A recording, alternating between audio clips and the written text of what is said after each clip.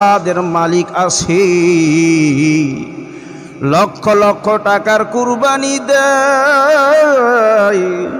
যদি কুরবানির টাকাটা হালাল না হয়, কুরবানি আল্লাহর দরবারে কবুল হবে না।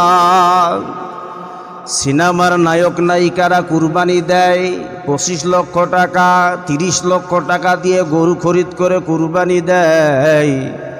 সিনেমার নায়ক নায়িকা যারা হয়, নিজের দেহা শরীর প্রদর্শন করে যেই পরপুরুষের সামনে নাচানাচি করে যেই টাকা ইনকাম করে, ওই টাকাটা হালাল না হারাম?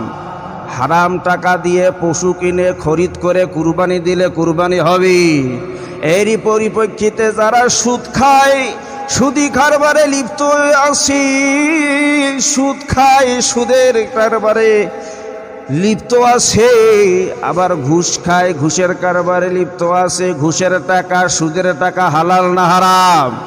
এই হারাম টাকা দিয়ে যদি আল্লাহর রাস্তায় পশু খরিদ করে কুরবানি দেওয়া হয়, ওই কুরবানি আল্লাহর দরবারে কবুল হবে না। আমার ভাইরা, যদি কেউ পেশাব দিয়ে উজু করে, পেশাব দিয়ে উজু করে, তাহলে উজু হবে, কারণ পেশাব কি? নাপাক। আসরের নামাজ শুরু হয়ে গেছে, ইমাম সাহেব আল্লাহু আকবার বলে নিয়ত বাঁধি ফেলছে, আপনিও আসছেন, আপনার উজু নাই। দেখা যাচ্ছে যে উজু করতে গেলে তাকবীরুল্লাহ সহিত আমি জামাতে নামাজটা পাবো না। উজু ছাড়াই আপনি নামাজের মধ্যে দাঁড়ায় গেছেন, আপনার নামাজ হবে? কেন হবে না? উজু নাই। উজু ছাড়া যেমন নামাজ হয় না, প্রসাব দিয়ে যেমন পবিত্রতা অর্জন করা যায় না, তেমনি ভাবে হালাল উপার্জন ছাড়া, হালাল টাকা ছাড়া পশু খরিদ করে আল্লাহর দরবারে কুরবানি হয় না।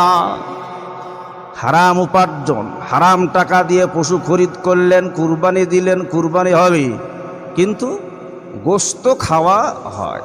কুরবানি আল্লাহর দরবারে কবুল হোক সে না হোক, কিন্তু গোশত খাওয়া হয়।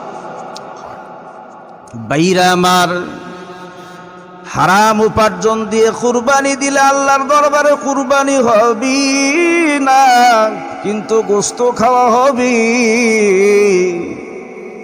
আমার বন্ধুগণ, আপনি কোটিপতি হন, লাখপতি হন, বিশাল সম্পদের মালিক হন, অবশ্যই যেই পশুটা খরিদ করবেন, এই পশু